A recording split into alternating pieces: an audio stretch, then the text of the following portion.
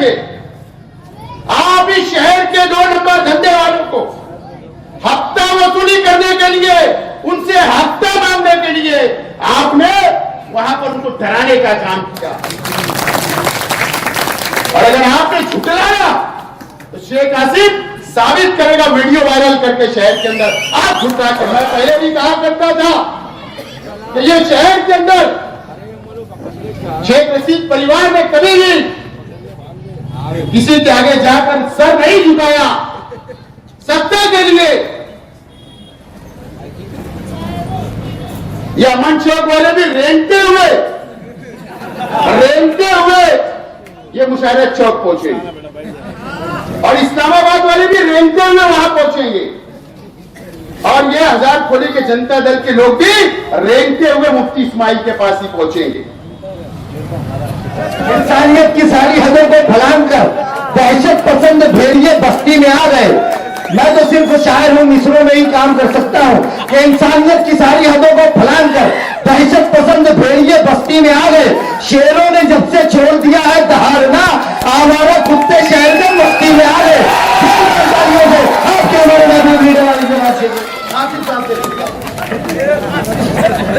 मंच पे आज के जलसे के सदर मोहतरम साबिक म्युनिसिपल काउंसिलर कमा पहलवान साहब,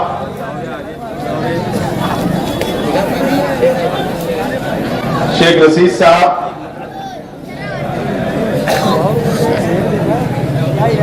राष्ट्रवादी कांग्रेस पार्टी के तमाम ही जिम्मेदारान,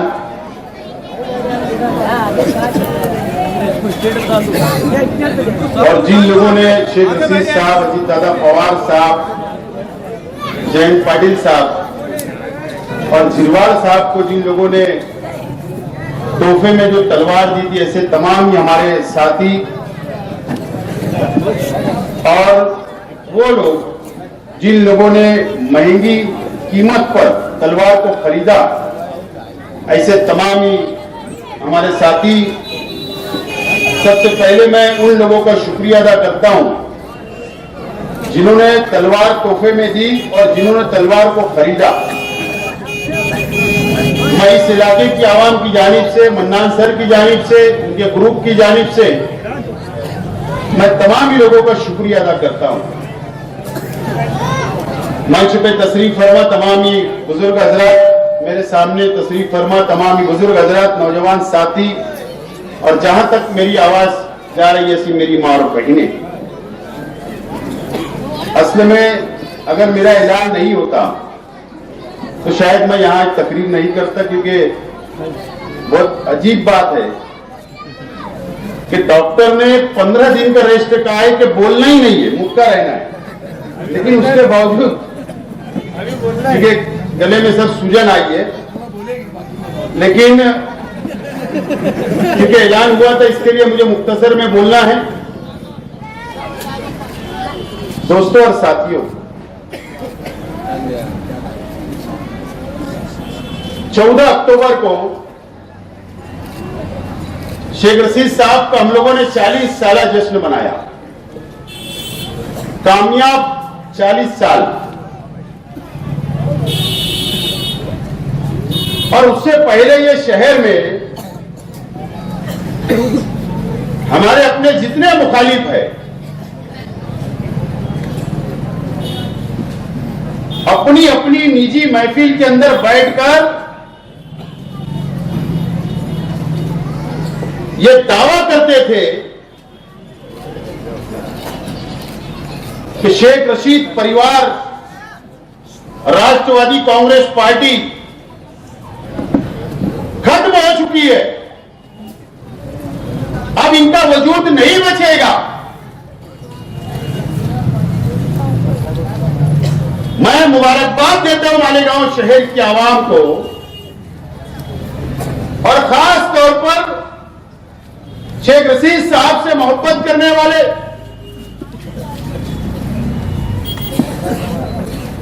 चालीस साल मैं समझता हूं कि आज उन लोगों को भी याद करना चाहिए जो शेख रशीद साहब के जब सियासी सफर शुरू हुआ तो आज उस जमाने के लोग आज दुनिया में नहीं है, अल्लाह उनकी मग़फ़िरत करे, उनको भी याद करना चाहिए। कुछ लोग हयात है, उनको भी मुबारकबाद देना चाहिए।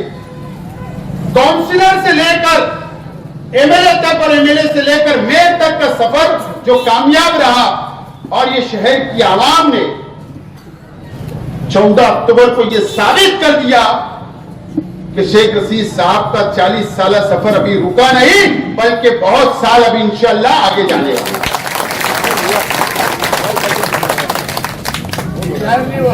और उसके बाद जाएगा साहब, जाएगा। और उसके बाद आप ये शहर की सियासी मंजरनामा देखो, ये शहर के सियासी हालात देखो।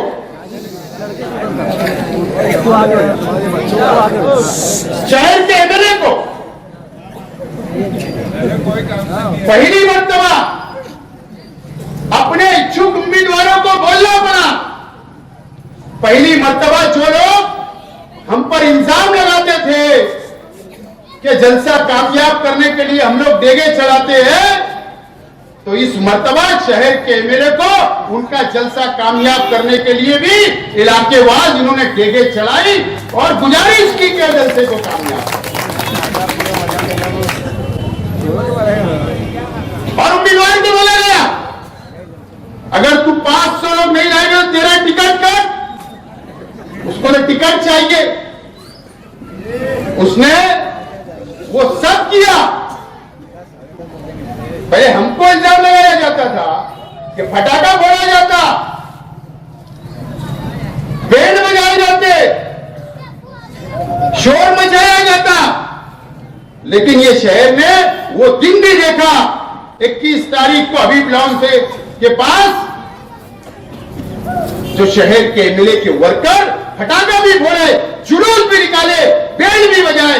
ये नौबत आ गई कि उनका जलसा कामयाब करने के लिए सड़कों पर उतरना पड़ा उनको। उसके बाद 8 दिन नहीं हुए, आज जनता दल को भी अपनी वजूद बताने के लिए शहर की आवाम को कि नहीं, राष्ट्रवादी का जलसा हजारों की तादाद में हुआ, तो हम अभी बाकी है इस शहर के अंदर एमएलए को भी साबित करना पड़ रहा और जनता दल को भी साबित करना पड़ रहा। ये मंजरनामा है शहर का, ये सियासी सूरत हाल बन रही है। मुफ्ती मोहम्मद इस्माइल कासमी साहब, आपने हिसाब देने के लिए जलसा बुलाया, कहा हिसाब दिया आपको? शहर को गुमराह करने के लिए सिर्फ बातें की आपने।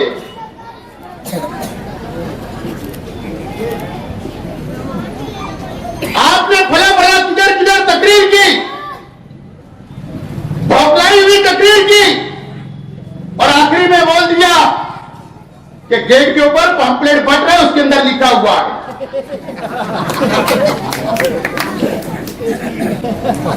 इस शहर को आप बेवकूफ समझते हो। तुमने कहा कि मैंने 10 करोड़ रुपया लाया सरकार से, वो भी झूठ बोल रहे हो आप। तुम्हारे में इतनी काबिलियत नहीं है कि आप 100% गिरान का 10 करोड़ रुपया लाकर शहर के अंदर तामीरी काम बताते। आपने तो यही कारपोरेशन के भरोसे 70% सिर्फ आपने गिरान लाई, 30% कारपोरेशन को मिलाना पड़ रहा वो काम के लिए। उसके बाद भी आज भी वो काम जमीन के ऊपर नहीं है, आप उसका भी हिसाब दे रहे हो। आपने सिर्फ एमएलए फंड के अलावा वो भी आधा वापस गया, आपने कुछ ये शहर को नहीं दिया, कोई तामीरी काम नहीं किया, तुम नाकाम हो, ये शहर जान चुका है।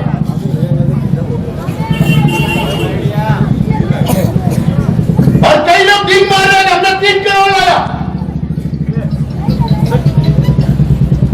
वो भी 70% गवर्नमेंट ने दी, 30% कारपोरेशन को मिलाना पड़ रहा है।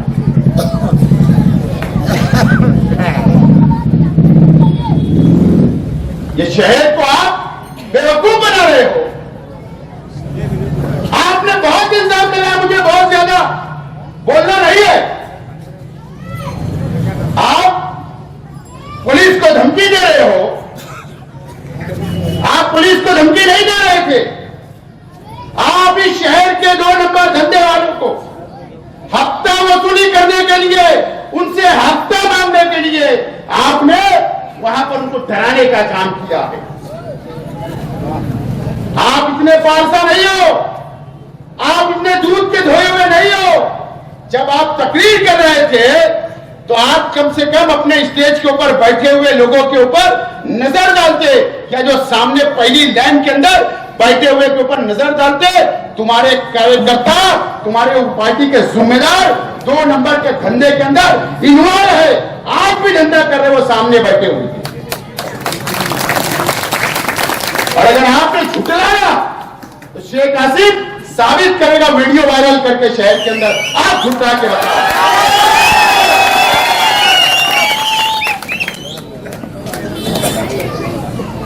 आप सिर्फ उन लोगों को दम देकर हफ्ता वसूली की चक्कर में हो। एक ठंडी बुआ ने भी कुछ भी मामा मामा क्या क्या बोलने लगाई। पता है ना, ठंडी बुआ।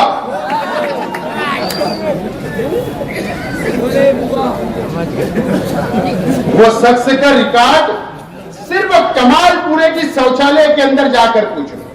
इससे ज्यादा मुझे कुछ नहीं बोलना है। पीछे से चावल है वो पीछे से याद रखना, अगर जातियात पे बोला गया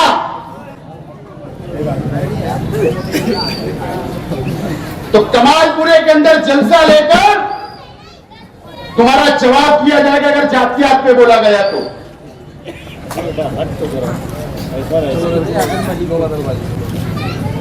हम क्या सुधर गए? जमाना बदमाश हो गया।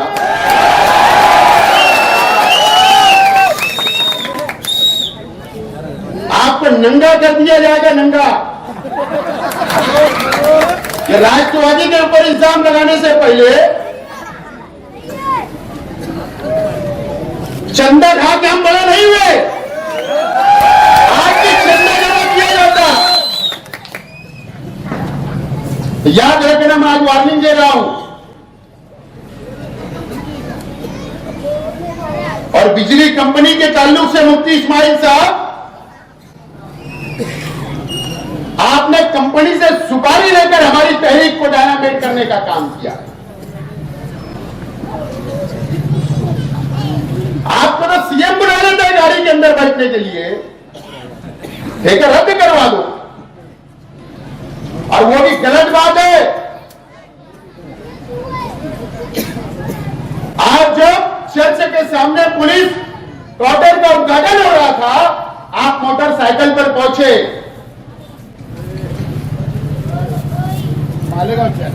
मालेगांव चर्च के पास, तो दादा भूसे साहब ने बोले आप बैठ जाओ, ऐसा पीछे हाथ बचाए।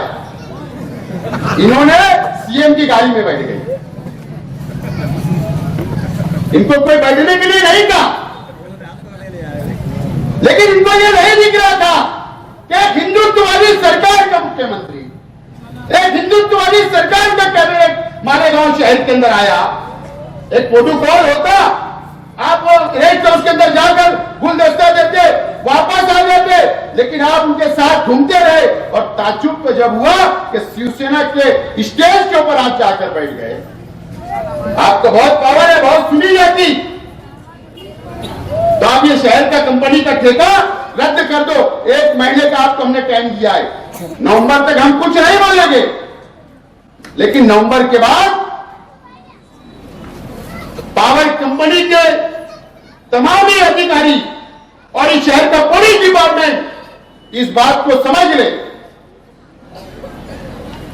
मुझे पता है कि जिला एसपी साहब का आदेश था कि पावर कंपनी के गाड़ियों के साथ में जो पुलिस की टीम घूम रही थी, वहां से आदेश आया था। और वो कैसे आदेश आए थे हमको समझता है, लेकिन जो सबसे चला गया उसके बारे में हमें आज कुछ नहीं बोलना है। लेकिन ये जिले के नए पुलिस ऑफिसर जो एसपी आए हैं,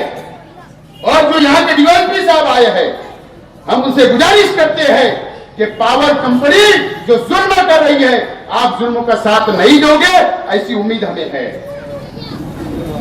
बहरहाल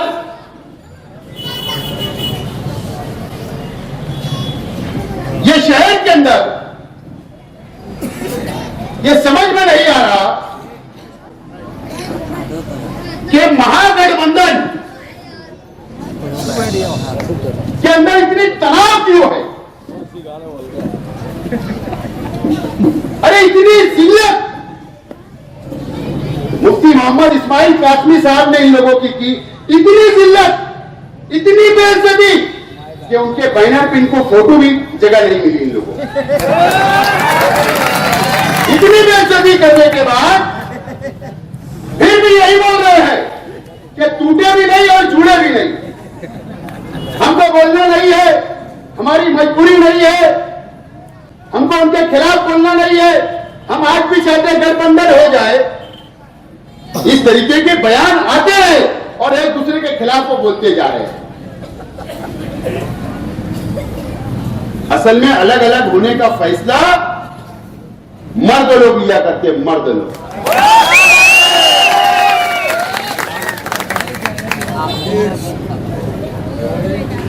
और ये अलग नहीं होंगे, ये बेवकूफ बनाया जा रहा है शहर को, मुफ्ती इस्माइल साहब की नाकामी छुपाने के लिए, जनता दल वाले उनकी नाकामी छुपाने के लिए, और इमाम के लोग उनकी नाकामी छुपाने के लिए ये एक दूसरे के खिलाफ बोलकर या आगे माहौल तैयार करके फिर एक हो गए। लेकिन ये अमन चौक वाले भी रेंगते हुए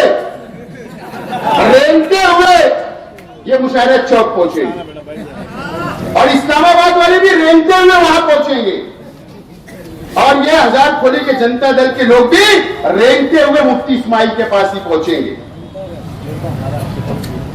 और अल्लाह का करम है कि हम लोगों ने शेख रशीद साहब की क़यादत में हमेशा 1 by 1 इलेक्शन लड़ा, 1 by 1 इलेक्शन लड़ा। और कुछ लोगों को जलसे के बाद से चंदनपुरी के मेडिकल के ऊपर रात के अंदर सोने के लिए नींद की गोली दी जा रही है, इंजेक्शन लगाना पड़ रहे हैं। इस तरीके की हालत इस शहर के अंदर 14 अक्टूबर के बाद से बन गई है।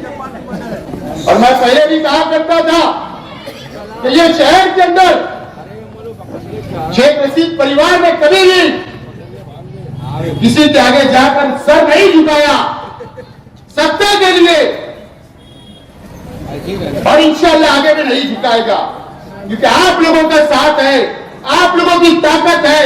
और हमें उम्मीद है कि आने वाले दिनों के अंदर कारपोरेशन के अंदर हमको किसी के सहारे की जरूरत ना पड़े। ये कोशिश आज से और अभी से होना चाहिए। मुझे उम्मीद है कि शहर की आवाम ऐसा ही फैसला करेगी कि फुल मेजॉरिटी के अंदर राष्ट्रवादी कांग्रेस पार्टी को छूकर देगी।